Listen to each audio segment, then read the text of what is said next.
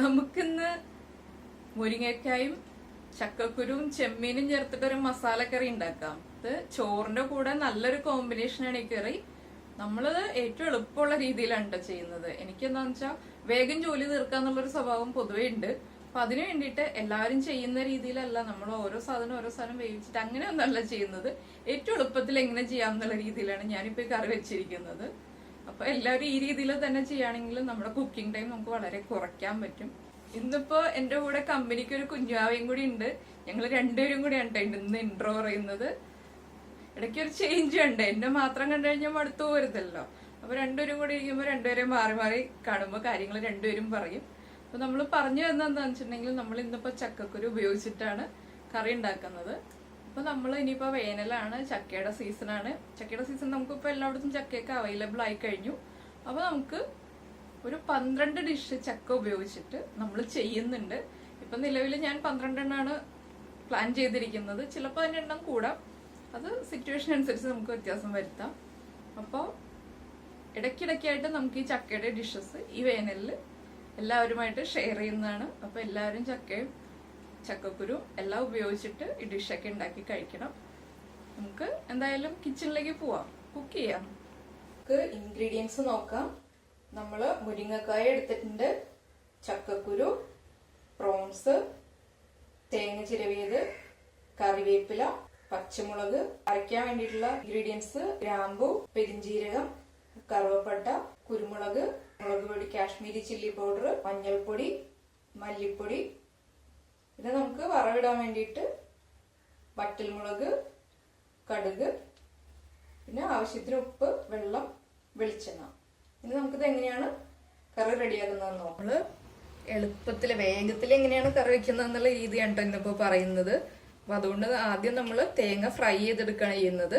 ഇപ്പൊ നമ്മളൊരു ചട്ടി വെച്ചിട്ടുണ്ട്. ചട്ടി നന്നായിട്ട് ചൂടായി വന്നിട്ടുണ്ട്. ഇതിലേക്ക് നമുക്ക് തേങ്ങ ചിരവിയത് ചേർക്കാം. തേങ്ങയിലേക്ക് നമുക്കൊരു 4 or 5 കറിവേപ്പില ചേർക്കാം. ഇതിന് നന്നായിട്ട് ഫ്രൈ ചെയ്തെടുക്കാം.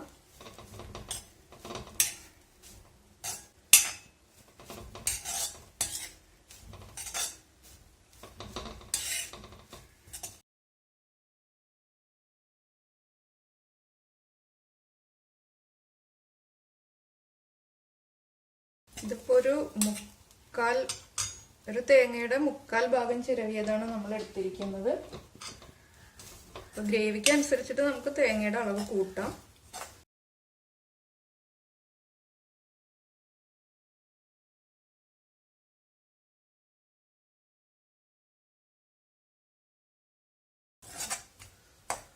ഇപ്പൊ നമ്മുടെ തേങ്ങ നമ്മൾ ഒരു ഹാഫ് റോസ്റ്റ് ചെയ്തെടുത്തിട്ടുണ്ട്. ഇതിലേക്ക് നമുക്ക് കുരുമുളക് ചേർക്കാം.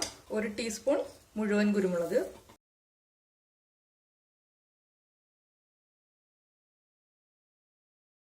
നമ്മൾ ഇതുവരെ തേങ്ങയിലേക്ക് വെളിച്ചെണ്ണ ചേർത്തിട്ടില്ല. ഇത് ഇരുമ്പിന്റെ ചട്ടി ആയതുകൊണ്ട് തന്നെ വെളിച്ചെണ്ണ ചേർക്കാതെ തന്നെ തേങ്ങയിൽ നിന്നുള്ള വെളിച്ചെണ്ണ ഇറങ്ങി നന്നായിട്ട് റോസ്റ്റ്.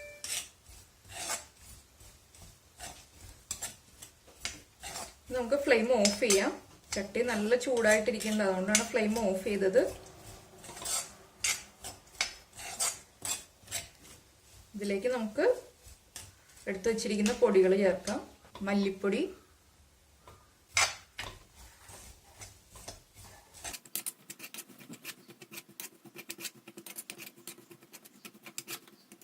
കാശ്മീരി ചില്ലി പൗഡർ,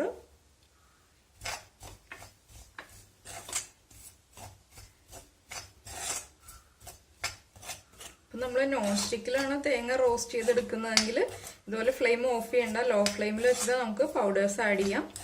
ഇപ്പൊ ഇരുമ്പിന്റെ ചട്ടി ആയതുകൊണ്ടാണ് ഞാൻ ഫ്ലെയിം ഓഫ് ചെയ്തിട്ട് പൗഡേഴ്സ് ആഡ് ചെയ്യുന്നത്.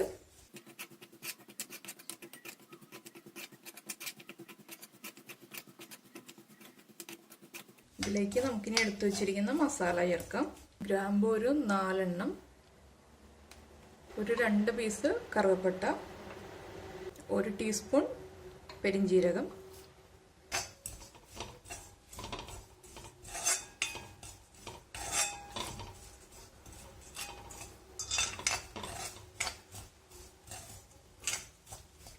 ഇതിന് നമുക്കൊരു 2 or 3 മിനിറ്റ് ഇടയ്ക്കിടയ്ക്ക് ഇളക്കി കൊടുത്തോണ്ടിരിക്കാം. ഒന്ന് ചട്ടിക്ക് ചൂടുള്ളത് കൊണ്ടാണ് നമ്മൾ ഇടയ്ക്കിടയ്ക്ക് ഇളക്കി കൊടുത്തോണ്ടിരിക്കുക എന്ന് പറഞ്ഞാൽ, അല്ലെങ്കിൽ ഒരു പ്ലേറ്റിലേക്ക് മാറ്റിയിട്ട് ചൂട് മാറാൻ വേണ്ടി മാറ്റി വെച്ചാലും മതി. നമുക്കിനി ഒരു ചട്ടി വെക്കാം. നമുക്ക് ചട്ടിയിലേക്ക് എടുത്തു വെച്ചിരിക്കുന്ന മുരിങ്ങക്കായ ചേർക്കാം. ചക്കക്കുരു, ഒരു ചക്കക്കുരുവിനെ നമ്മൾ വട്ടത്തിൽ 2ആയിട്ട് കട്ട് ചെയ്തെടുത്തിരിക്കുകയാണ്. ക്ലീൻ ചെയ്ത് വെച്ചിരിക്കുന്ന പ്രോൺസ്, 3 പച്ചമുളക്,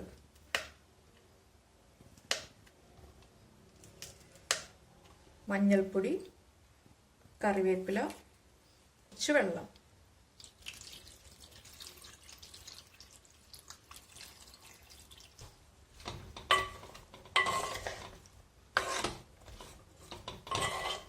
അപ്പോൾ കുറച്ചും കൂടി വെള്ളം ചേർക്കാം.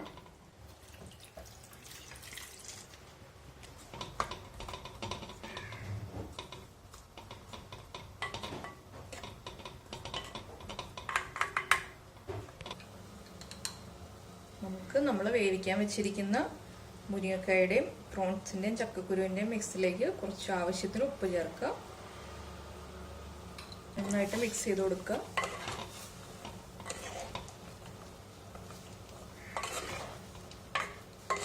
ഇത് നന്നായിട്ട് വെന്ത് വരുന്നത് വരെ നമുക്ക് അടച്ചു വെക്കാം. ലോ ഫ്ലെയിമിൽ വെച്ചിട്ട് കുക്ക് ചെയ്തെടുക്കാം. ഇപ്പോൾ ഇതാ നേരത്തെ നമ്മൾ റോസ്റ്റ് ചെയ്ത് വെച്ച തേങ്ങയുടെ മിക്സ് വെള്ളം ചേർത്ത് നന്നായിട്ട് അരച്ചെടുത്തിട്ടുണ്ട്. ഇതുപോലെ നമ്മൾ ആദ്യം തന്നെ തേങ്ങ റോസ്റ്റ് ചെയ്ത് മാറ്റിയതിന് ശേഷം നമ്മുടെ കഷ്ണങ്ങളൊക്കെ വേവിക്കാൻ വെക്കുകയാണെങ്കിൽ തേങ്ങയുടെ ചൂട് മാറിക്കഴിയുമ്പോൾ നമുക്ക് നന്നായിട്ട് അരച്ചെടുക്കാം.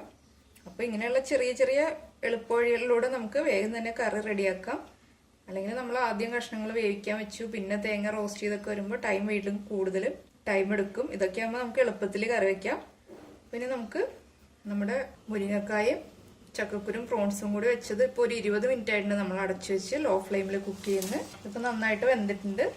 ഇതിലേക്ക് നമുക്ക് ഈ അരപ്പ് ചേർത്ത് കൊടുക്കാം. നമുക്ക് ഇതിലേക്ക് അരച്ച മിക്സ് ചേർക്കാം. ഇതിലേക്ക് നമുക്ക് ഗ്രേവിക്ക് ആവശ്യത്തിന് വെള്ളം ചേർത്ത് കൊടുക്കാം.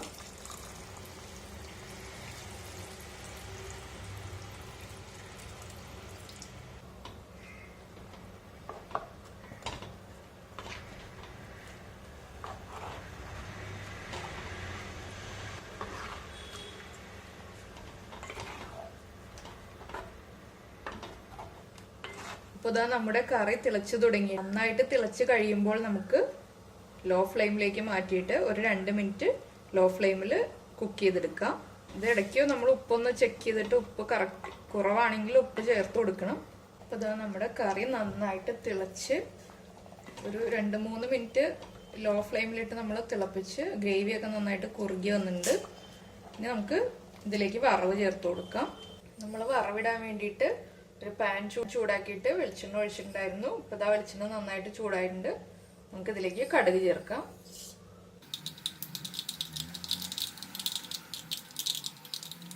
നമ്മുടെ കടുക് പൊട്ടിക്കഴിഞ്ഞിട്ട് നമുക്ക് ഇതിലേക്ക് കറിവേപ്പില ചേർക്കാം. വറ്റൽമുളക്. നമുക്ക് ഫ്ലെയിം ഓഫ് ചെയ്യാം. നമുക്ക് റെഡിയാക്കി വെച്ചിരിക്കുന്ന കറിയിലേക്ക് വറവ് ചേർത്ത് കൊടുക്കാം.